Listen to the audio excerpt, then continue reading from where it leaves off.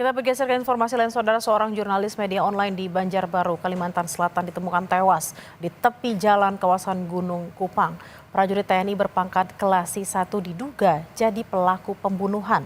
KSAL menegaskan jika terbukti bersalah, pelaku akan dijatuhi hukuman berat. Pokoknya kalau diproses hukum, transparan, dan dihukum berat. Seberat-beratnya, bahkan wajib mati, permintaan dari pihak keluarga. Seorang jurnalis media online di Banjarbaru, Kalimantan Selatan ditemukan tidak bernyawa bersama sepeda motornya di tepi jalan di kawasan Gunung Kupang. Awalnya, korban diduga tewas karena kecelakaan tunggal saat menggunakan sepeda motor.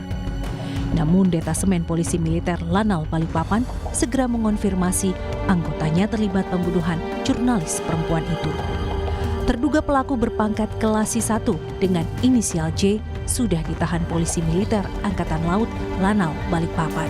Pembunuhan ya yang dilakukan oleh oknum anggota Lanal Balikpapan berinisial J ya, pangkat Kelasi 1 terhadap korban saudari Juwita.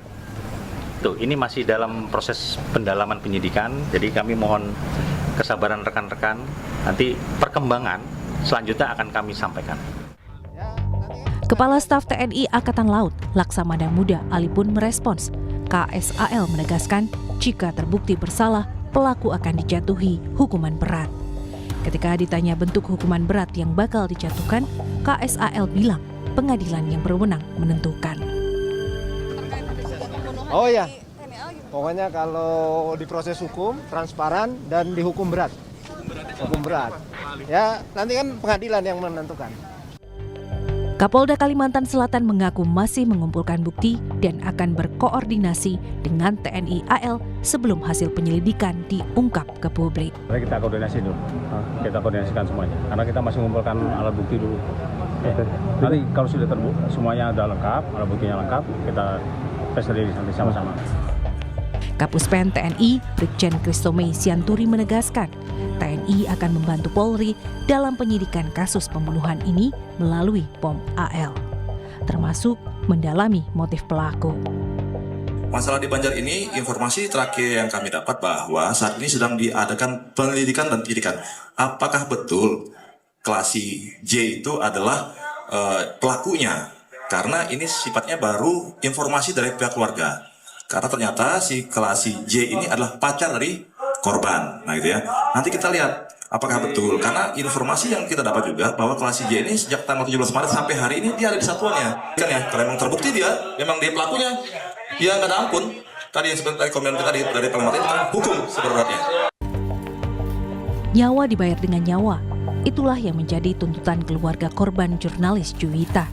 Keluarga meminta polisi transparan dalam penyelesaian kasus kematian yang dianggap banyak kejanggalan. Keluarga meminta pelaku mendapat hukuman mati dan menuntut proses hukum dilakukan melalui peradilan sipil. Seberat-beratnya, bahkan wajib mati, permintaan dari pihak keluarga dan ulun pribadi sebagai kakak yang merasa kehilangan.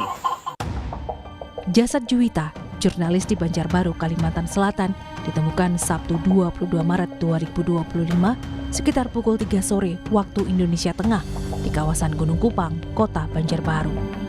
Korban sempat diduga tewas dalam kecelakaan tunggal, namun kecurigaan muncul karena warga tidak menemukan indikasi luka akibat kecelakaan di tubuh korban. Tim Liputan Kompas TV. Perkembangan terbaru dari kasus ini kita bergabung dengan jurnalis Kompas TV Priscila Nikola dan juru kamera Dimas Pangestu di Banjarmasin, Kalimantan Selatan. Selamat siang Priscila, jadi siapa saja yang sudah diperiksa dalam kasus ini dan seperti apa perkembangan kasusnya?